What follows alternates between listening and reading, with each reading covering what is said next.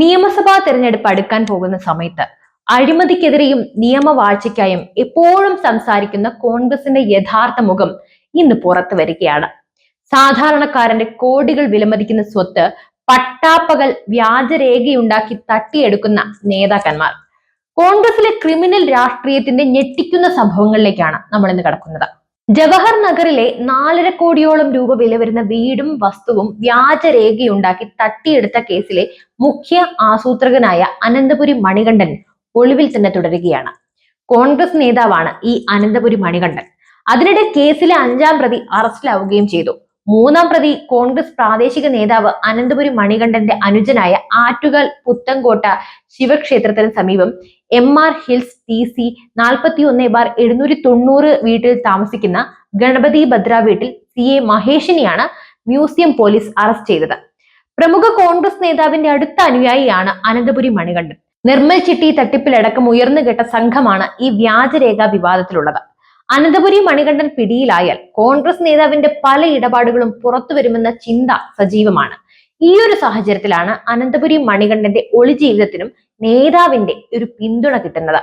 ഏറെക്കാലം നിർമ്മൽ ചിട്ടി ഫണ്ടിലെ പ്രതിയും ഒളിവിൽ താമസിച്ചിരുന്നു.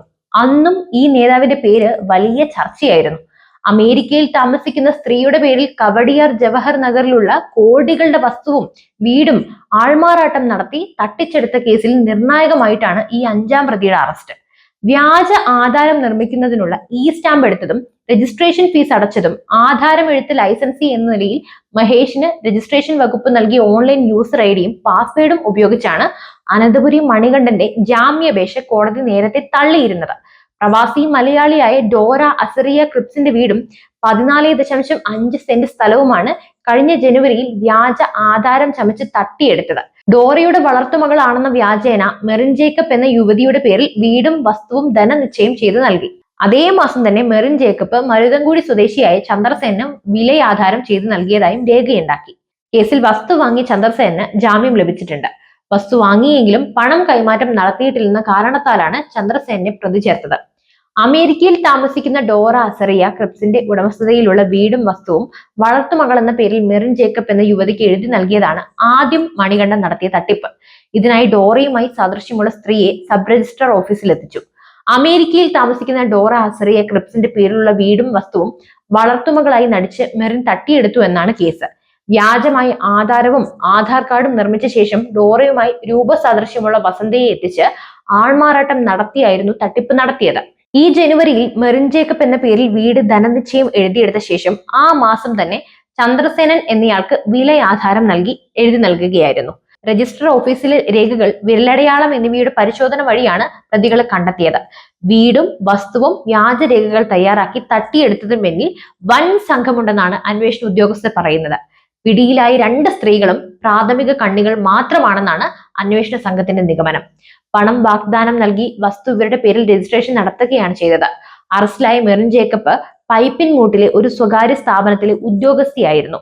ഇവിടെ വെച്ച് പരിചയപ്പെട്ട് കുടുംബ സുഹൃത്തായ ഒരാളാണ് ഇവരെ ഈ തട്ടിപ്പിലേക്ക് എത്തിച്ചത്. മെറിന്റെ ആധാർ കാർഡ് വ്യാജമായി തയ്യാറാക്കി. ആധാർ നമ്പർ ഒഴികെയുള്ള വിവരങ്ങളെല്ലാം വ്യാജമായിരുന്നു. ഈ നമ്പർ കേന്ദ്രീകരിച്ചുള്ള അന്വേഷണത്തിലാണ് മെറിൻ പിടിയിലായത്. ഡോറയോട് രൂപസാദൃശ്യമുള്ള വസന്തയെ കണ്ടെത്തുകയും തട്ടിപ്പ് സംഘമാണ് മെറിനും വസന്തയ്ക്കും തമ്മിൽ പരിചയമുണ്ടായിരുന്നില്ല. ശാസ്തമംഗലം രജിസ്റ്റർ ഓഫീസിൽ വെച്ച് വസന്ത ഡോറയായി ആൾമാറാട്ടം നടത്തി പ്രമാണ രജിസ്ട്രേഷൻ നടത്തി. തുടർന്ന് ഈ ഒരു വസ്തു 1.5 കോടി രൂപയ്ക്ക് ചന്ദ്രസേനൻ എന്നയാൾക്ക് മെറിൻ വസ്തു വിലയാധാരം എഴുതി നൽകുകയും ചെയ്തു. യഥാർത്ഥ ഉടമസ്ഥയായ ഡോറ അമേരിക്കയിൽ താമസിക്കുമ്പോഴായിരുന്നു ഈ സംഭവം നടന്നത്. വസ്തുവിന്റെ കെയർടേക്കർ ആയിരുന്ന ആള് കരമടയ്ക്കാൻ എത്തിയപ്പോഴാണ് മറ്റൊരാൾ അടച്ച കാര്യം അറിയുന്നത്. തുടർന്ന് നടത്തിയ പരിശോധനയിലാണ് വസ്തുവും വീടും മറ്റൊരാളുടെ പേരിലാണ് ഇപ്പോഴെന്ന് കണ്ടെത്തിയത്. അപ്പോൾ കോൺഗ്രസിന്റെ ഉന്നതന്മാരുടെ ഇത്തരം തട്ടിപ്പുകൾ ഇനിയും ഒരുപാട് മറനീക്കി പുറത്തു വരാനുണ്ട്. എന്തായാലും ഈ വിഷയത്തെക്കുറിച്ചുള്ള നിങ്ങളുടെ അഭിപ്രായങ്ങൾ തീർച്ചയായും കമന്റ് ചെയ്യൂ. പുതിയൊരു വാർത്തയുമായി വീണ്ടും എത്തും വരെ നന്ദി.